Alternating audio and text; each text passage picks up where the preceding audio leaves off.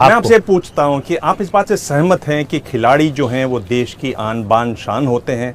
बिल्कुल सहमत हैं। और खेल एक ऐसी विधा है जिसमें ना धर्म होता है, ना मजहब होता है, ना जात होता है, ना क्षेत्र होता है। और खेल के समय देश एक हो जाता है। अगर अंतर्राष्ट्रीय स्तर पर है तो एक हो जाता है, और यही है जो सारे भेदभाव को मिटाता है। ये तो बहुत शर्म की बात है अगर आप WFI के चीफ हैं कि आपके खिलाड़ी आज सड़क पर सो रहे हैं। मामला ये बिगड़ा जब पिछले ओलंपिक में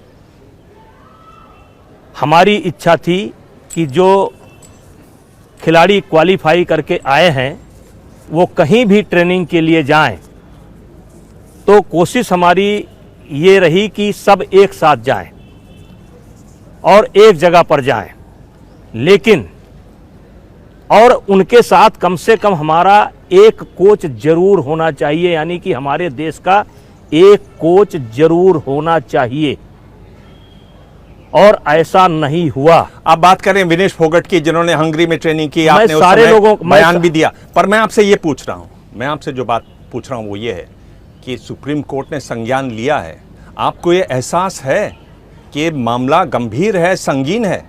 सुप्रीम कोर्ट ने कहा कि हम इसकी निगरानी करेंगे, देखरेख करेंगे। चीफ जस्टिस साहब बोल रहे हैं।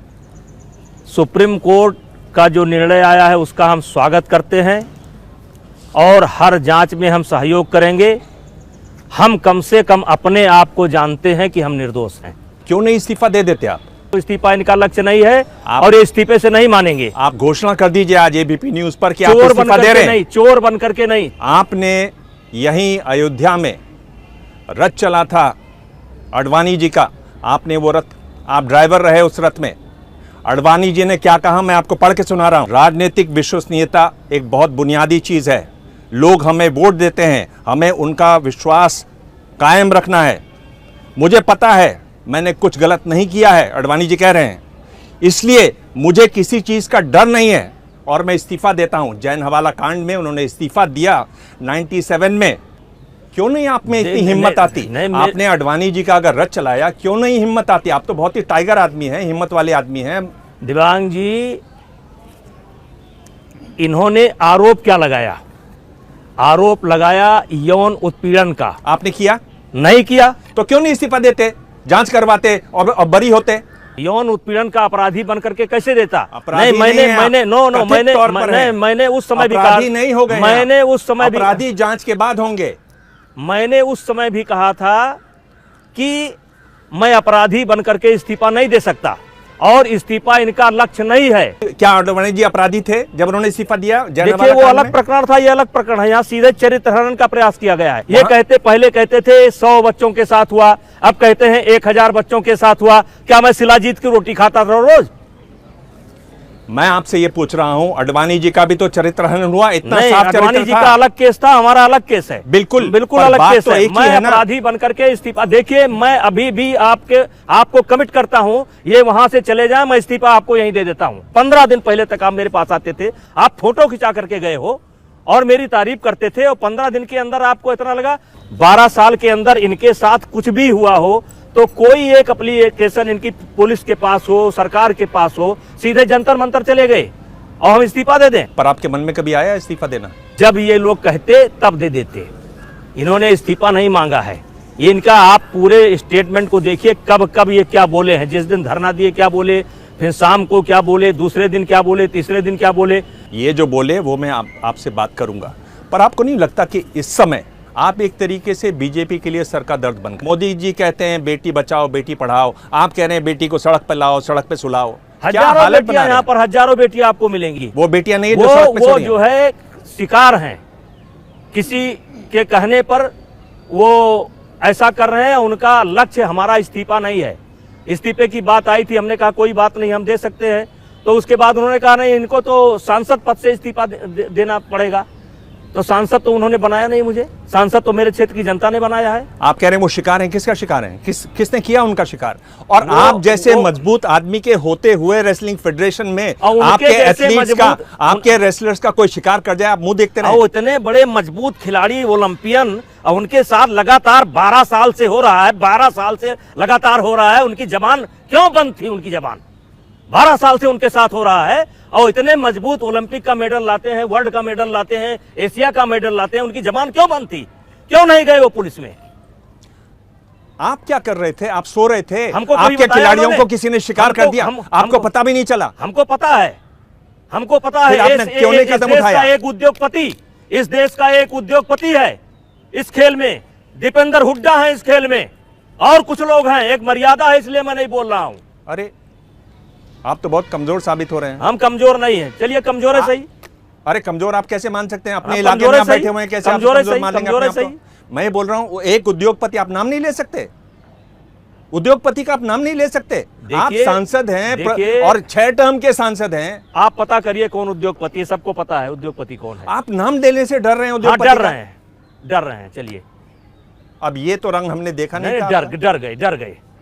डर गए। जो 100 महिलाएं खड़ा कर सकता है, 1,000 महिलाएं खड़ा कर सकता है, और मीडिया पर हमारे खिलाफ एकदम ऐसे लगता है कि टूट पड़े अपराधी की तरह, तो उससे डरना पड़ेगा। मैं तो ये डर रहा हूं कि इस षड्यंत्र के बाद कहीं ये मेरे जान माल का षड्यंत्र न करें। और इसमें 100-200 करोड़ का पैकेज है, ये ऐसे नहीं चला है, इसमें सैकड़ों करोड़ रुपया खर्च किए गए हैं। मैं पूछना चाहता हूं, आज कपिल सिब्बल जैसा वकील जिसकी 50 लाख रुपए की फीस है, वो कैसे खड़ा होता है? क्या साधारण खिलाड़ी कपिल सिब्बल को हायर कर सकता है? आप ये बताइए मुझे कि आप जिंदल का नाम देने से डर रहे हैं? अब देखिए, हवा में चल रहा है, जिंदल हो या बाबा हो, चल रहा है। बाबा कौन? अब बाबा एक ही बाबा है, अब आप जानते हैं, छोड़िए। आप ये कह रहे हैं कि आपने इतना हल्ला कर दिया है कि मोदी जी का जो इस बार वो हैट्रिक बनाना चाहते हैं 24 में, वो मुश्किल पड़ जाएगा, वो और आपकी वजह से होगा? ऐसा नहीं है। उसके पहले ये जांच हो जाएगी, दूध का दूध, पानी का पानी आ जाएगा, सारी स्थिति स्पष्ट हो जाएगी। बस जांच का इंतजार आप भी करिए, जांच का इंतजार हम भी करें, और जो धरने पर बैठे हैं उनसे भी आग्रह है कि अब घर जाएं। उनकी सारी मांग मानी जा चुकी है। आपको नहीं लगता कि बीजेपी, जब आपको अटल बिहारी वाजपेयी जी चिट्ठी लिखते थे, टाडा के मामले में आप बंद थे, तब बीजेपी एक कमज़ोर पार्टी थी। आज बीजेपी खाती पीती फलती फूलती पार्टी है। कभी भी आपको वो दूध में मक्खी की तरह से निकाल देंगे। सवाल ये है कि मेरे खिलाफ एक भी प्रकरण अगर निकल करके आ जाएगा तो मैं सार्वजनिक जीवन या जो कहिए उससे आगे बढ़कर के भी कदम उठाने के लिए तैयार हूं, लेकिन एक प्रकरण तो आना चाहिए। विनेश हैं, अंतर्राष्ट्रीय मेडल पाई हुई हैं। विनेश फोगाट बहुत हो गई, हम क्या चौराहे घूम रहे हैं क्या? पहले कहा कि हमारे साथ नहीं हुआ है, और अब जाकर के लिखित दे करके आई है कि हम उनके साथ हुआ है। तो विनेश फोगाट भगवान हो गई, वो मेडल ले आई। और मेडल लाना ही अगर भगवान है तो एक भगवान जेल के अंदर क्यों है? वो दो मेडल लाया था।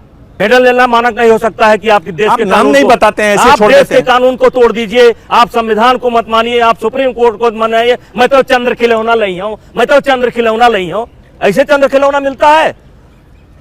विनेश फोगाट ने क्या कहा? अरे छोड़िए विनेश फोगाट, अरे सुन तो पूरा लीजिए। देश जानता है उसका क्या कहा, छोड़िए। इसे देखो, इसके कपड़े देखो, इसकी बॉडी देखो, ये लड़की तो लगी नहीं रही है। झूठ। आप बॉडी शेमिंग करते हैं। झूठ झूठ झूठ।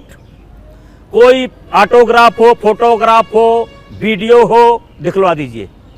ये बिल्कुल गलत है। बिल्कुल गलत। आपने कहा कि कनॉट प्लेस में रेसलिंग फेडरेशन का ऑफिस बन रहा है, उसके ऊपर 4-5 कमरे बनाए गए हैं, वहाँ लड़कियां जो बाहर से आएंगी वो रहेंगी। 20 साल तक हमें राज करना है इस पर। उस समय ट्रायल हो रहे थे वर्ल्ड चैंपियनशिप के। झूठ झूठ झूठ। कोई रिकॉर्ड हो उनके पास? झूठ। उनका क्या कहना है कि क्यों आए सड़कों पर? कह रहे हैं कि अति हो गई।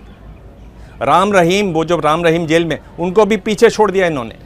12 साल के अंदर एक भी सेक्सुअल हरेसमेंट की घटना अगर हुई हो, कोई कंप्लेंट हो, साई के पास हो, सरकार के पास हो, चलो फेडरेशन के खिलाफ नहीं कर सकते थे, पुलिस के पास हो, तो आप दिखा दीजिए।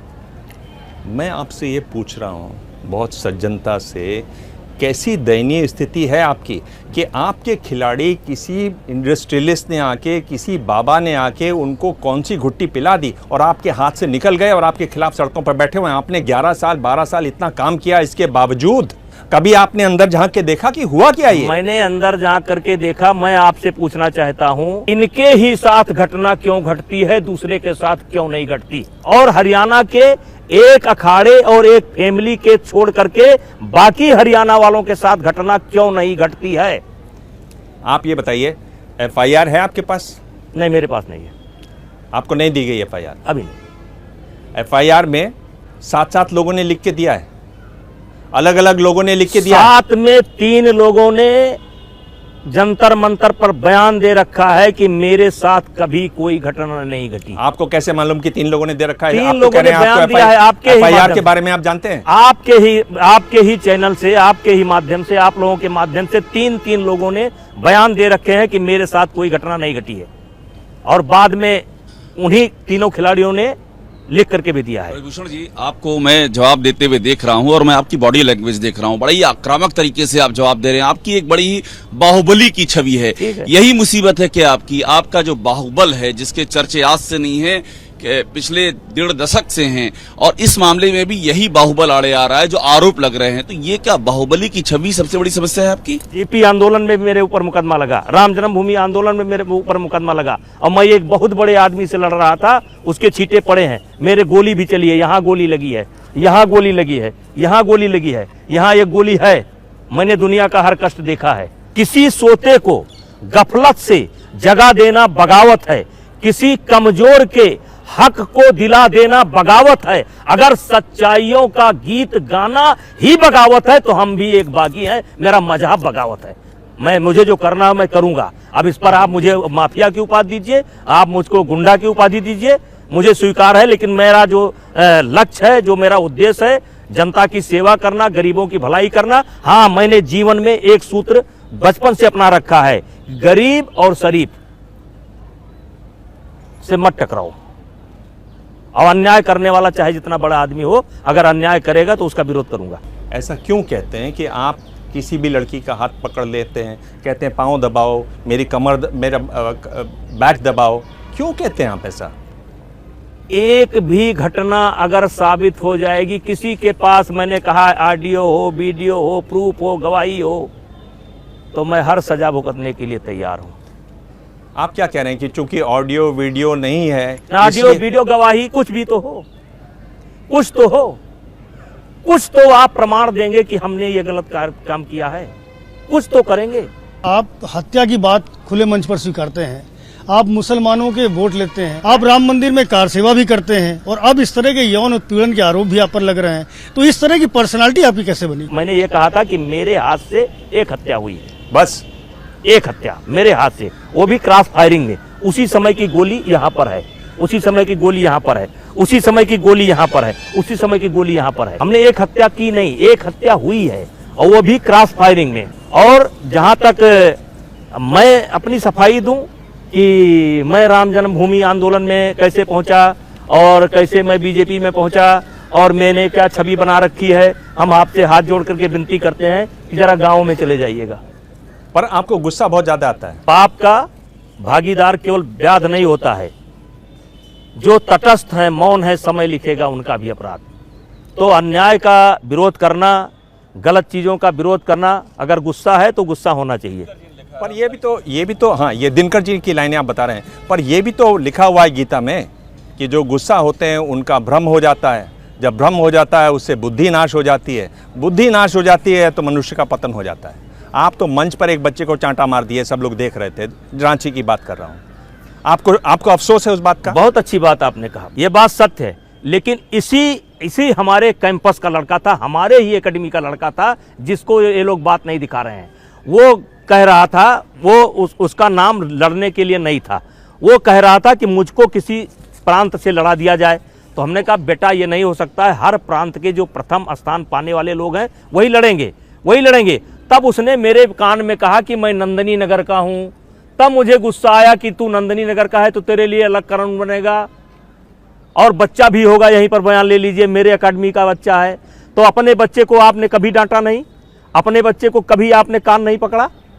अपने बच्चे को, क्या वो हरियाणा का बच्चा था? वो मेरी एकेडमी का बच्चा है, और उसने कहा कि मैं नंदिनी नगर का हूं। ब्रजभूषण जी, आप ये बात समझते हैं फिर भी ना समझ बनते हैं। सार्वजनिक रूप से आप किसी को भी ऐसे चांटा मार देंगे तो क्या संदेश जाएगा कि एक अरे ऐसा भाई, आदमी आपने है, ये ऐसा आदमी है, बाहुबली टाइप का ठीक है, जो इमेज बनी खुद है वो- बनी रहे, उसमें मुझे कोई दिक्कत नहीं है, लेकिन वो बच्चा मेरी एकेडमी का था, इसलिए मैंने चांटा मार हाँ दिया। मार दिया मैंने, वो मेरा बच्चा था। ये कैसा बचा हुआ? मैं हमारा बच्चा था, हमने मारा, गलत बात कर रहा था मैंने मारा, और मेरी एकेडमी का है।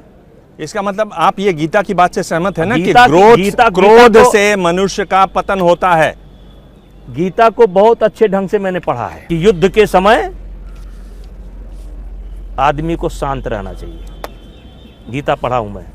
आपको ये एहसास है कि पॉस्को एक्ट लगा है, उसकी गंभीरता का आपको एहसास है? देखिए, आज तक मुझे ये भी नहीं मालूम है कि किसके साथ हुआ है, और मैंने जानने की कोशिश भी नहीं किया किसके साथ हुआ है, क्योंकि अदालत की एक मर्यादा है कि बच्चे का नाम सामने नहीं आना चाहिए, नाबालिग है, और तभी ये एक्ट लगा होगा।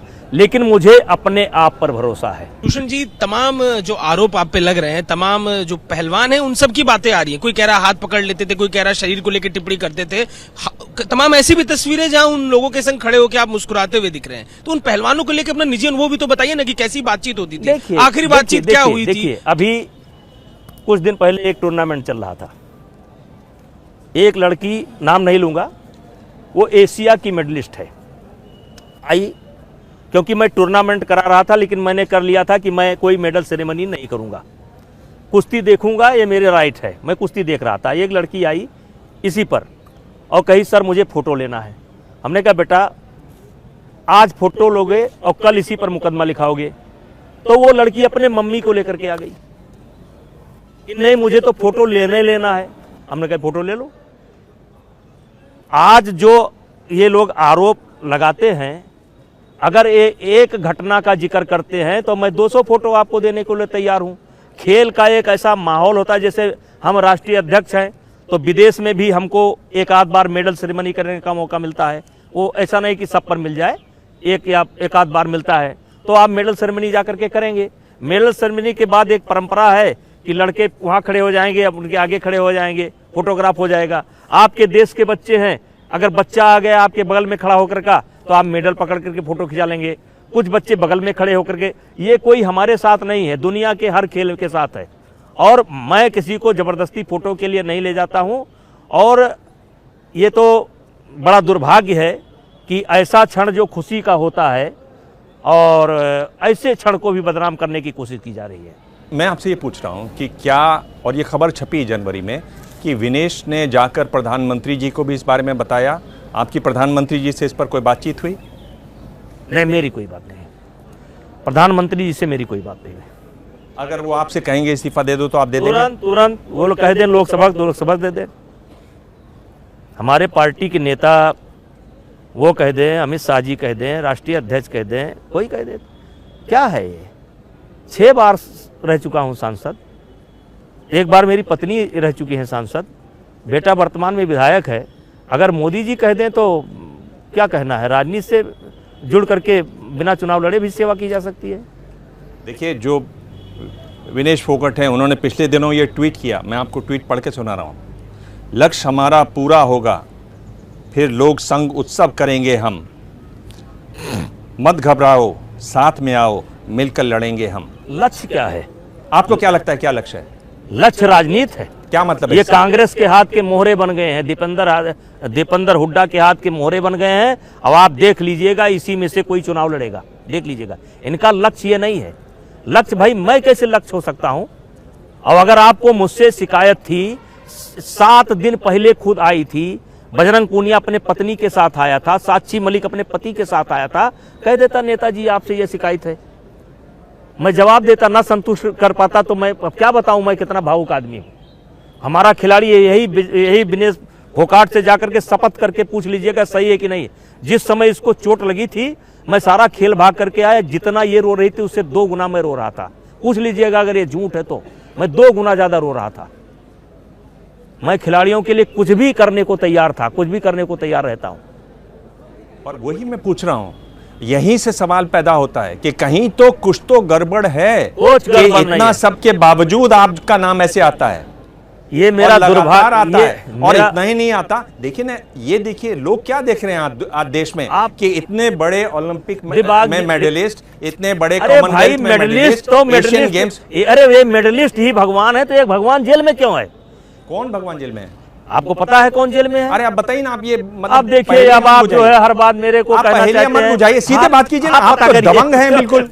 चलिए हटाइए, मैं किसी का नाम नहीं लूंगा, वो बेचारा दुर्भाग्य है, जेल के अंदर है। मैं नाम बताइए ना, किसी सीधे का नाम नाम नहीं लूंगा। बताइए। एक ओलंपिक का मेडलिस्ट जेल में है, 2 डबल ओलंपिक का मेडल है, तो इसका ये हक नहीं मत जाता है आपको। आप बताइए ना कि कहाँ का, कौन से दिल्ली का प्लेयर है, आप बताइए। अब चलिए मैं नहीं बताता हूँ, नहीं बताएंगे? नहीं बताएंगे। आपके पीछे क्यों हट जाते हैं आप? हम डर गए, आप डरपोक कब से हुए? बहुत बड़े डरपोक हैं। अभी इतने कब बड़े से? बड़े आदमी हजार करोड़ लेकर के घूम रहे हैं, ले लो। बजरंग पूनिया का एक कैसेट मैंने दिया है, कि बजरंग पूनिया का एक कैसेट मैंने जमा कराया है, और उसमें जमा कराया है जिसमें बजरंग पूनिया साफ साफ एक लड़की से कह रहा है, किसी भी शर्त पर कोई लड़की दो, किसी भी शर्त पर कोई लड़की दो। जांच कमेटी को मैंने वो दे रखा है। कहना क्या चाहते हैं आप? साजिश है और क्या है। और इनका लक्ष्य क्या है भाई? लक्ष्य ब्रिभूषण सिंह है। ब्रिभूषण सिंह से इनका क्या टकराव है? हम पहलवान है नहीं कि हमसे इनको लड़ना है। मेरे क्षेत्र में इनकी हैसियत नहीं है कि आकर के यहाँ से चुनाव लड़ जाएं। मैं आमंत्रित करता हूं, और जो कनाट प्लस पर बैठी थी जाकर के बिना जानकारी के पहुंच गई, हुड्डा साहब लेकर के पहुंच गए उनको बिना जानकारी के। मैं उनको चुनौती देता हूं कि उत्तर प्रदेश के किसी सीट पर आकर के मुझसे लड़ लो उत्तर प्रदेश किसी सीट पर। मैं पार्टी से कहना चाहता हूं, जिस सीट पर प्रियंका गांधी लड़ना चाहे उस सीट से मुझे लड़ाओ। अगर हरा करके न भेजूं तो मैं अपने जीवन का अंत कर लूंगा। बिना सोचे समझे जो है, कभी सर्जिकल स्ट्राइक, कभी एयर स्ट्राइक, अब पहुंच गई इतनी छोटे से घटना में सच्चाई जाना नहीं। पर विनेश फोगाट ये कह रही हैं कि जब उन्होंने अपनी घटना सुनाई, मैरी कॉम रो रही थी, बाकी लड़कियां रो रही थी, सदस्य रो रहे थे, और मैरी कॉम ने बार बार कहा कि मेरे साथ भी ऐसी ही घटना होती थी जब मैं बॉक्सिंग में थी। तो कुछ तो किया होगा। तो सरकार, तो मेरी काम के जांच समिति पर भरोसा करो। सरकार पीटी उषा के जांच समिति पर भरोसा करो, हैं? अब आज उसी समिति को आप झूठा बनाने लगे। जांच की रिपोर्ट आई नहीं, अब आप एडवांस में पहुंच गए। जांच की रिपोर्ट आई नहीं, आप एडवांस में पहुंच गए, क्योंकि आपको जांच का रिजल्ट मालूम था, डे बाय डे की गतिविधि मालूम थी, क्योंकि आपके कहने पर एक ऐसे व्यक्ति को शामिल किया गया था जो धरने का सूत्रधार था, जिसने धरने का परमिशन लिया था। वही आदमी इन्हीं लोगों के दबाव में जाकर के कमेटी का मेंबर बनता है। कौन खिलाड़ी क्या कह रहा है, क्या सुन रहा है, कमेटी क्या कर रही है, इनको रोज इन्फॉर्म करता है। इन्फॉर्मेशन तो आपके पास भी आती है। मेरे पास कोई कैसे आएगी ऐसा कैसे हो इन्फॉर्मेशन? सकता है आपके पास इन्फॉर्मेशन नहीं कैसे आती? मेरे पास इन्फॉर्मेशन है? मुझे तो ये भी नहीं मालूम था, और मैं बता रहा हूं कि मुझे कभी बताया ही नहीं गया। मुझे कभी पहले एडवांस में बताया भी नहीं गया कि आपके ऊपर क्या आरोप है। सवाल पूछती गई, हम जवाब देते गए, जैसे आज जवाब दे रहे हैं। ना किताब पढ़ रहे हैं, ना कॉपी पलट रहे हैं, आप पूछ रहे हैं, हम जवाब दे रहे हैं। मैं यही पूछ रहा हूँ, ये चीज़ तो एक एथिक्स का मामला है ना, मॉरली सही बात है ना कि मेरे खिलाफ जांच हो रही है, मेरे खिलाड़ियों ने मेरे खिलाफ आरोप लगाए हैं, मैं उसका अध्यक्ष हूँ। चलिए आप जांच कर रहे हैं, मैं बिल्कुल साफ हूँ, तब तक के लिए मैं इस्तीफा देता मैंने हूँ। दिया था, आपको पता आप होगा क्यों नहीं इस्तीफा आज नहीं देते? देते। आपको पता होगा कि एक मिनट, खेल मंत्रालय को मैंने लिख करके दिया था कि जब तक ये जांच पूरी नहीं हो जाती है तब तक मैं कुश्ती से अपने आप को अलग रखूंगा। पूरा होने दीजिए, पूरा होने दीजिए। 3 सप्ताह के लिए कहा गया था, मैंने 5 सप्ताह इंतजार किया। उसके बाद जब ओवरसाइट कमेटी ने अपना काम करना बंद कर दिया, अब देखिए ये समय जो है, ये वर्ष खेल के लिए सबसे क्रूशियल समय है। एशियन गेम्स है, ओलंपिक क्वालिफाई है, कुश्ती की सारी गतिविधि बंद है। और तब मैंने एक नेशनल कराया, और जिसको लेकर के इन लोगों को आपत्ति है, मैंने सारी गतिविधि ठप कर दी जाए, तब इनको आनंद आएगा। ये कहते हैं कि हम कुश्ती को बढ़ाने के लिए, हम कुश्ती को बचाने के लिए कर रहे हो। अरे भैया, कैसा कुश्ती बचा रहे हो? आपके वजह से एशियन चैंपियनशिप कैंसिल हुई, आपके वजह से कैंप लखनऊ में लगा हुआ, बच्चियां आ चुकी थी, उनको घर जाना पड़ा, आपके वजह से ओपन नेशनल कैंसिल हुआ, आपके वजह से आज कैडेट का नेशनल चैंपियनशिप नहीं हो रहा है, जूनियर का नहीं हो रहा, सारे खेल की गतिविधि बंद है। आप कुश्ती को बचाने के लिए कर रहे हैं, तो आप कराओ।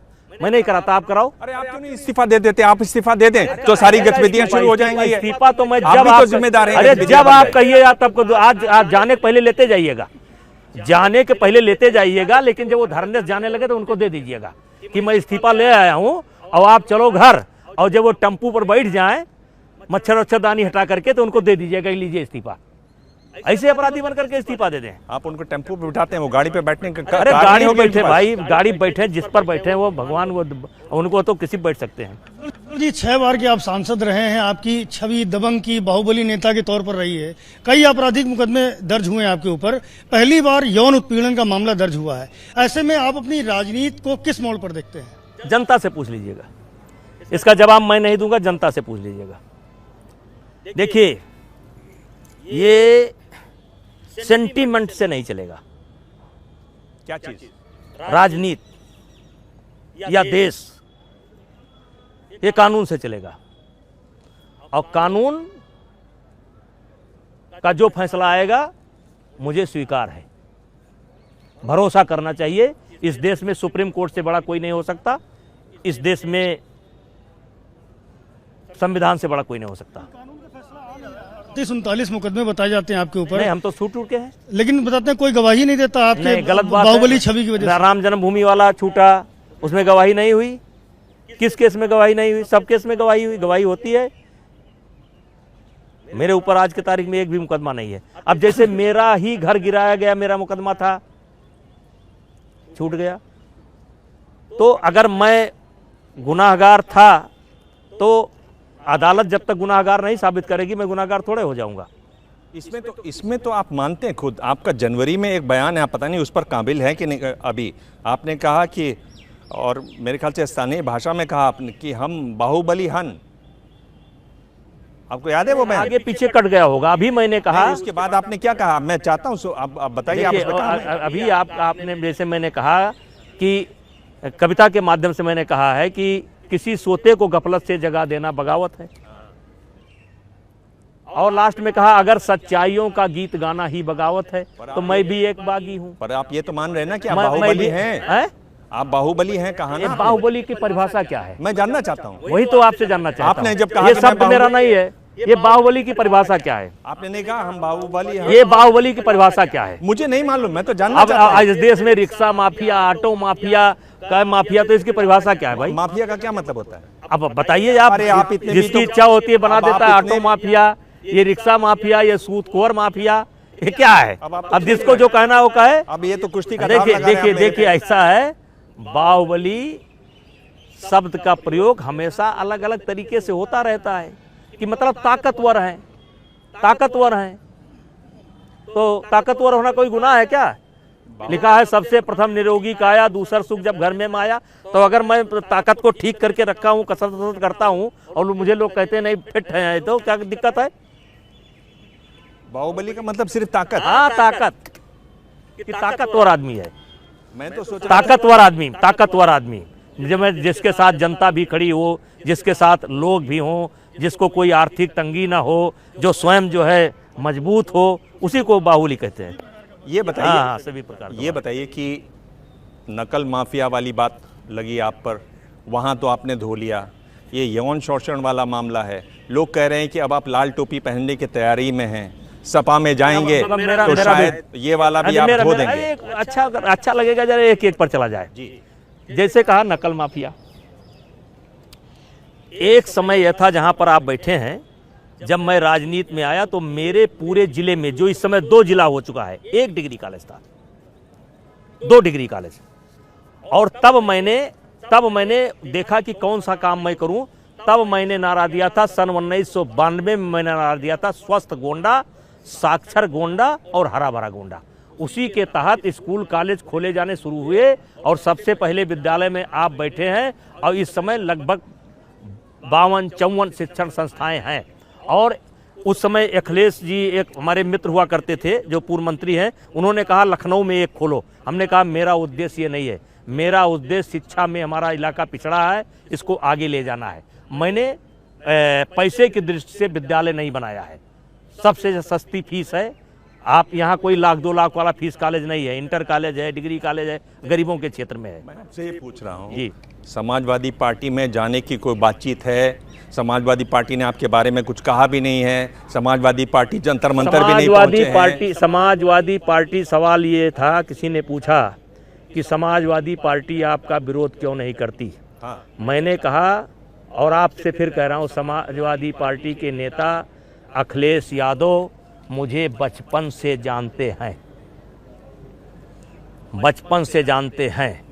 मैं भी उनको बचपन से जानता हूँ, वो उम्र में मुझसे छोटे हैं और वो आपकी बात या किसी की बात नहीं मानेंगे, क्योंकि जो रेसलर हैं, रेसलर उत्तर प्रदेश के अंदर जो रेसलर हैं जिनकी संख्या दसियों हजार से ऊपर होगी, उसमें 80% पहलवान जो है समाजवादी परिवार से ही आते हैं और वो परिवार भी रिपोर्ट देते हैं कि हमारे नेताजी का चरित्र क्या है। और इसीलिए लोग कहते हैं कि वो डांट सकते हैं, मार सकते हैं, लेकिन ये काम नहीं कर सकते। और मैं धन्यवाद देता हूं अखिलेश यादव का, धन्यवाद करता हूं।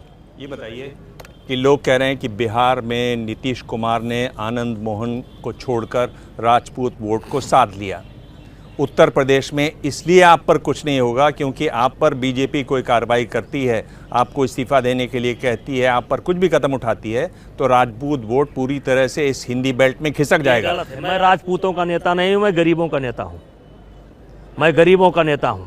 मैं हिंदू छोड़ दीजिए, सबसे ज़्यादा समर्थक मेरे मुसलमान हैं। मुसलमान वोट अलग जगह है और राजनीति अलग जगह है। मेरे दरवाजे पर कभी भी आइए तो हर जात धर्म का आदमी आपको मिलेगा और मेरे दरवाजे पर आइए, गरीब आदमी को भी वही सेवा होगी और बड़े आदमी को भी वही सेवा होगी। मैं अगर मुझे ठाकुरों का नेता कहते हैं, पर आपकी छवि तो ठाकुर नेता है। मैं ठाकुरों का नेता नहीं हूँ। पर आपकी छवि तो है ऐसी। अरे रहे ना, तो उसमें दिक्कत क्या है भाई? छवि है ना, रहे उसमें दिक्कत क्या है? जो छवि रहे जी। जो दिव्यांग पूछ रहे थे ठाकुर के नेता वाला, आप बाहुबली हैं ऐसा कहा जाता है, लेकिन आप पर कार्रवाई इसलिए नहीं होती क्योंकि आप स्वजाति बाहुबली हैं। ये सीधा आरोप लगता है। स्वजाति, मेरी बात ध्यान दीजिएगा, स्वजाति बाहुबली एक नया टर्म निकाला गया आजकल कि स्वजाति जो बाहुबली हैं वो मुक्त हैं, वो कुछ भी करें उन पर कोई कार्रवाई नहीं। मैं कोई गलत काम नहीं किया हूं, मैं कोई गलत काम ना किया हूं, ना करूंगा जिससे पार्टी को नुकसान हो या जिससे देश को नुकसान हो, जिसको समाज को नुकसान हो। मैं उसका हर गलत काम से बचूंगा जिससे समाज को, देश को नुकसान हो। कम से कम इतनी बुद्धि मेरे पास है। स्वजातीय का मतलब, स्वजाति का खुद मतलब अपने जात के। हाँ, बाहुबली आप सब समझ रहे हैं, आप जवाब नहीं दे रहे हैं। देखिए स्वजातीय मतलब, देखिए मैं ये पसंद नहीं करूंगा कि मुझे लोग केवल एक जात में बांध दें। मैं पसंद नहीं करूंगा कि मुझे लोग एक जात में बांध दें कि मैं राजपूतों का नेता हूं। मुझे बहुत तकलीफ होगी। ये तो आपकी इच्छा है, पर आप जो बने हैं वो तो कुछ और बन गए ना। आदमी सब कुछ करना चाहता है पर हो कुछ और जाता है। इसी को थर्ड फोर्स कहते हैं। तो आप थर्ड, इसी को थर्ड फोर्स कहते हैं, जिसको आप ईश्वर कहते हैं, इसी को कहते हैं, इसी को ईश्वर कहते हैं। किसको? कि ईश्वर इसी को कहते हैं कि आप कुछ सोच करके जा रहे हैं, लेकिन थर्ड फोर्स जब शामिल होती है तो दिशाएं बदल जाती हैं। इसी को ईश्वर कहते हैं। ईश्वर आकर के हस्तक्षेप करता है, इसी को थर्ड फोर्स कहते हैं। जिस तरह से जंतर मंतर पर जो पहलवान है आपका विरोध कहिए थे, उसके बाद का अब एक गाना मीडिया में आया था, उसका भावार्थ क्या है? जो आप गाना गा रहे थे उसका भावार्थ क्या है? कि जिस दिन जीवन के मोल भाव पर उतरूंगा, मतलब जिस दिन मैं अपने जीवन की समीक्षा करूंगा, जिस दिन जीवन के मोल भाव पर उतरूंगा, समीक्षा करूंगा, जिस दिन संघर्षों में जाली लग जाएगी, मैं देखूंगा कि अब जाली लग गई है और संघर्ष करने की क्षमता अब मेरे अंदर नहीं है। और जिस दिन जीवन की लाचारी मुझ पर तरस दिखाएगी, जिस दिन मैं लाचार हो जाऊंगा, बेचारा हो जाऊंगा, ऐसी जिंदगी जीने से अच्छा होगा कि मृत्यु मेरे करीब आ जाए। इस कविता का मतलब यह है कि जिस दिन जीवन की लाचारी मुझ पर तरस दिखाएगी, उस दिन जीवन से मृत्यु कहीं बढ़ जाएगी। आदमी का यश मार दो, आदमी का यश मर जाए तो समझो वो मर गया, उसको जीने का कोई हक नहीं है। जिसका यश मर गया, जिसकी ख्यात मर गई, और हमारा यश मारने का प्रयास किया जा रहा है। आपको नहीं लगता कि आपने एक तरीके से जितना जो विपक्ष है उसको एकजुट कर दिया है? सिंपैथी पा रहे हैं विपक्ष के लोग, चाहे वो प्रियंका गांधी हो, केजरीवाल हो, सतपाल मलिक हो, जयंत चौधरी हो। उसके पहले सब संत थे ना, ये केजरीवाल हमारे प्रकरण के पहले बहुत बड़े संत थे, यशपाल मलिक बहुत बड़े संत थे, प्रियंका जी बहुत बड़ी संत थी। ये लोग बोलते नहीं थे, इनको पार्टी के मंच खिलाफ दे दिया ना आपने। पार्टी के खिलाफ कभी नहीं बोलते थे, सब मोदी जी की तारीफ करते थे। ये सब मोदी जी की तारीफ करते थे, प्रियंका जी, केजरीवाल, मलिक साहब और जयंत चौधरी और जो है दीपेंद्र हुड्डा, ये सब मोदी जी के भगत थे और हमारे कारण विरोधी हो गए। नहीं, पर मंच दिया ना आपने उनको, ये हमारे कारण विरोधी हो गए। टीवी पर आने का उनको मौका दिया ना आपने। इनको रोज मौका है, ये सर्जिकल स्ट्राइक पर आते हैं, एयर स्ट्राइक पर आते हैं, नोटबंदी पर आते हैं, कोरोना पर आते हैं, आते ही रहेंगे, इनका काम है आना। लास्ट सर, मेरा सवाल समीकरण को लेके बड़ा बदला बदला सा दिख रहा है। जिस पार्टी से आप सांसद है वहां बिल्कुल शांति है, कोई समर्थन में नहीं है। जो विपक्ष की पार्टी है उसके नेता को आप धन्यवाद कह रहे हैं, अखिलेश जी को धन्यवाद कह रहे हैं, आपकी पार्टी बिल्कुल शांत बैठी है। अकेले पड़ गए मैं तुम पार्टी डंके में। के चोट पर कह रहा हूँ, मैं डंके के चोट पर कह रहा कैमरा इधर है, हूँ, कैमरे पे कहिए। उत्तर प्रदेश की किसी भी पार्टी ने और यहाँ तक कि उत्तर प्रदेश के कांग्रेस के नेताओं ने भी मेरे खिलाफ बयान नहीं दिया है। कांग्रेस, प्रियंका जी को गुमराह किया गया है और मैंने कहा है कि बाद में उन्हें जब सच्चाई पता लगेगी तो उनको तकलीफ होगी कि दीपेंद्र हुड्डा ने कहां ले जाकर के उनको फंसा दिया, और सच्चाई जल्द आएगी। बस आपसे प्रार्थना है कि किसी तरीके से दिल्ली पुलिस की रिपोर्ट मंगवाइए और अगर मैं फांसी पर लटक रहा हूं तो लटकवाइए मुझको, और इन देवी जी लोगों से कहिए कि घर जाएं, मच्छर बहुत काटते हैं, जाएं घर, बहुत हो गया इनका। पर लोग तो बोल रहे हैं कि इतना हंगामा हो रहा है दिल्ली में, आप यहाँ आ गए हैं गोंडा में क्योंकि आप छुप रहे हैं एक तरीके से, वरना पुलिस गिरफ्तार कर सकती है। मैं सुप्रीम कोर्ट से पढ़ा हूं, मैं सुप्रीम कोर्ट से पढ़ा हूं। क्या इस देश की पुलिस इतनी कमजोर है? क्या हमारे उत्तर प्रदेश की पुलिस इतनी कमजोर है? अरे श्रीमान जी, दिव्यांग जी, एक सिपाही जिस दिन आकर के कहेगा कि नेताजी चलो, दिल्ली से बुलावा आया है, दूसरे सिपाही की जरूरत नहीं पड़ेगी, मैं तत्काल चला जाऊंगा, तत्काल। एक सिपाही जिस दिन आ जाएगा, पक्का ये वादा है? पक्का वादा। आप खबर दिखा दीजिएगा कि मैं कमरे के अंदर, जिस दिन एक सिपाही आएगा दिल्ली से और कहेगा नेताजी फला अदालत पर आपको पेश होना है, मैं अगर 1 मिनट विलंब करूं तो आप मुझे जो सजा देना चाहिए दे दीजिएगा। ब्रजभूषण जी, अब ये वो दौर है जिसमें मैं आपसे सवाल पूछूंगा, मैं ही आपको जवाब भी दूंगा, हर सवाल के 2 जवाब दूंगा, उनमें से आपको एक चुनना। आप तैयार हैं? ये जो बड़बोला होना है, इससे आपको फायदा हुआ कि नुकसान हुआ?